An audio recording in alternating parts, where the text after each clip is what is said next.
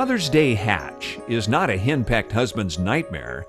It's an explosion of insects early in May that brings trout to the surface and anglers to the rivers. It seems as though every case caddis in the river has decided to emerge into its adult form on the day we arrive. You first notice them flying about in a seemingly aimless flurry. Next, you look to the river, and there they are again, going up and down and all about.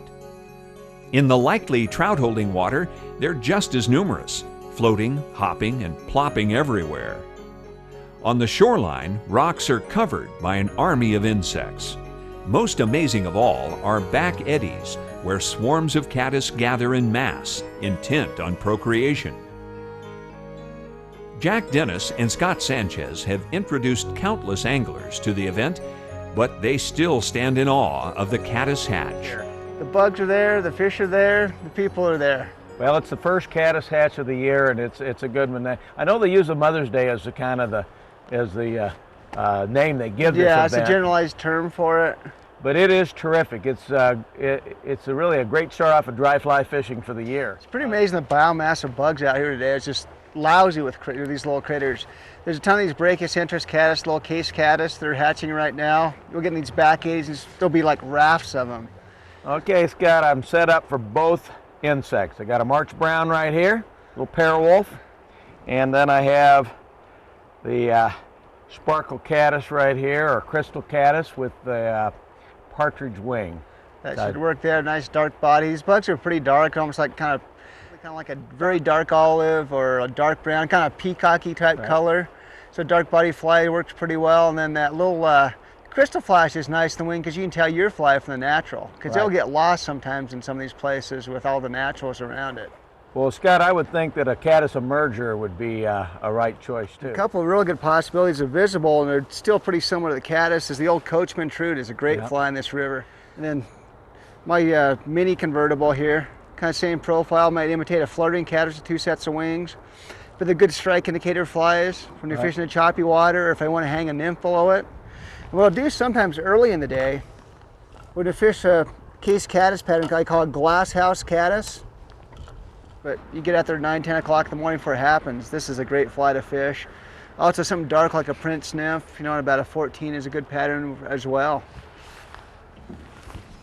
Ooh, a little sunshine here. Rain, sunshine, that's what I love about the spring. You can get the whole 4 seasons in one day. Snow, rain, sunshine. Oh, it definitely switches around. Yeah. It seems like it'll be just too easy for our dynamic duo. After all, we have Jack Dennis, the infamous ambassador of Western fly fishing, and Scott Sanchez, as good of a guide, angler, and fly tyer that can be found. What we had failed to realize was that this was Jack's first trip of the year. We would discover he was a little rusty from the layoff and exhausted from an all-night drive. Like a baseball pitcher, his first couple of innings would prove to be a challenge. Not a very good cat. Oh! I was looking at the wrong fly. I was looking at the point fly. That was a nice, easy. That looked like a brown. He came up nice and slow. Well, they definitely been taking the caddis over the. It's like 3 to 1 on the. There we go. That little rainbow? Yeah, a little. It could be a little brown. I couldn't tell.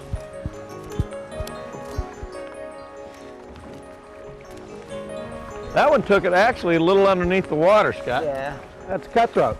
Yeah. They're just a beautiful fish. I don't know if there's a prettier fish around than a Yellowstone cutthroat.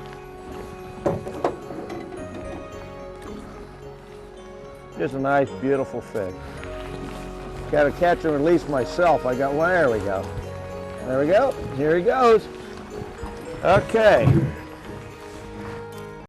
Pattern I tie here is called the Glasshouse caddis. It's a pattern of mine that imitates the brachiocentrus caddis. They're real common through the Rockies. This is probably the insect that has the densest biomass in most of the freestone rivers in the West.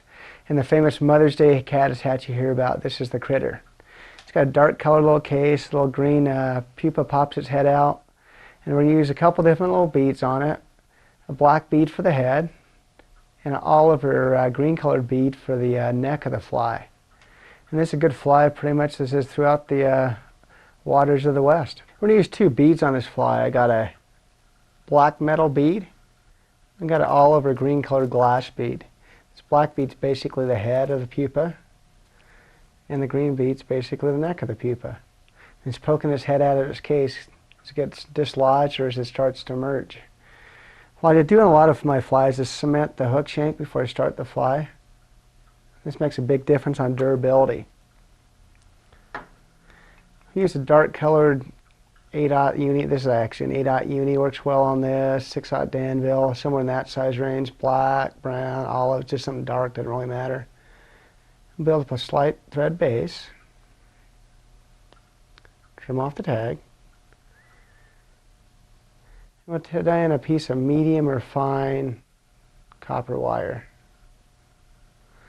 And this particular fly I'm tying right here is on a size 12 wet fly hook, like a 1X long. It's a Dairiki 060 heavy wire.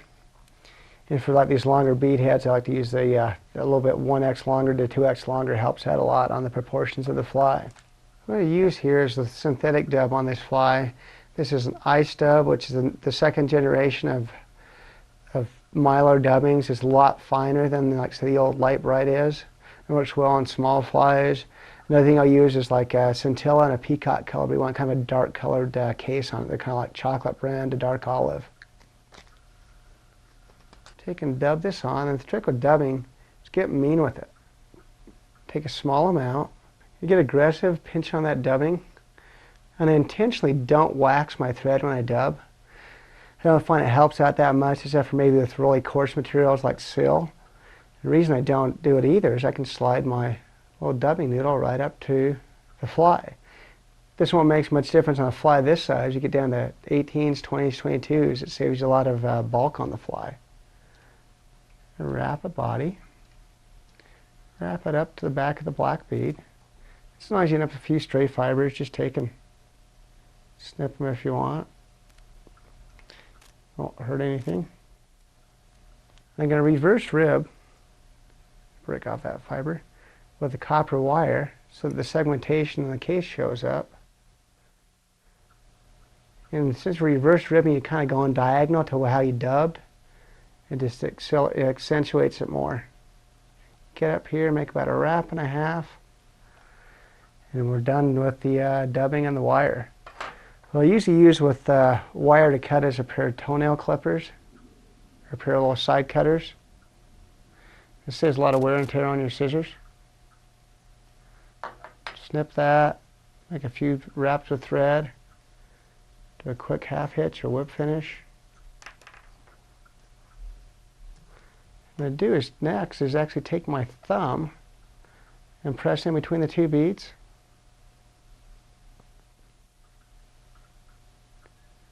And what this did, actually it pushed back on that wire in the body so the match is right up against the bead.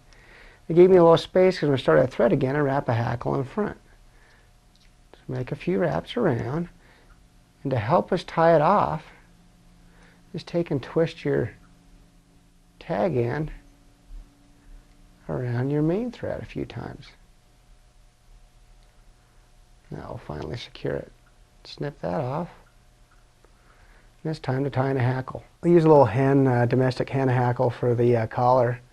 We want this to be roughly 1.5 to 2 gaps. I'll measure it against the hook. We'll break this one off. I'll cut the fluff off the hackle. Truck it back a few times. I'll make a snip on each side. So you have little tufts on the end to secure with your thread. And I want this to face curved back, so tie it in with the curve facing back. I'm just going to figure 8 wrap it in. Just make about 1.5 to 2 wraps.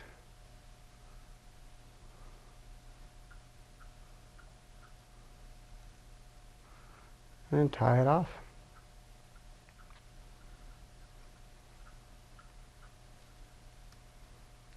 And hold it back, make a few more wraps.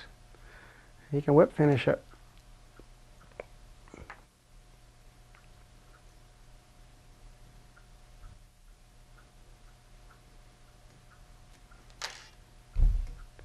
Put a drop of cement, and you're done. You got a good little pattern that imitates the dark color brachiocentrus caddis that are so common in the West. You got the little head there, you got the neck poking out. And this hatch comes off a lot of times right around a runoff, so that little glass bead may actually give it a little flash to help the fish find it. Plus, a lot of times those actual larvae, actually say pupa at that stage, are actually pretty bright green, and they're actually shiny and translucent, almost like the bead. So it does a good job of imitating it. You've had a chance to see one of America's great fly tyers, Scott Sanchez. Now let me show you some of his books. This is Introduction to Saltwater Fly Tying. This is a must for the saltwater fly fisherman. It's full of his patterns and some of the great saltwater patterns. Also, a new generation of trout flies. In my videos, you've seen Scott tie a lot of patterns, such as the double bunny and the Glasshouse caddis and some of the other innovative patterns. But he's got a book full of his way of looking at flies. So pick it up at your bookstore, or if you want, you can go to www.jackdennis.com and we can make sure you have an autographed copy of Scott's books.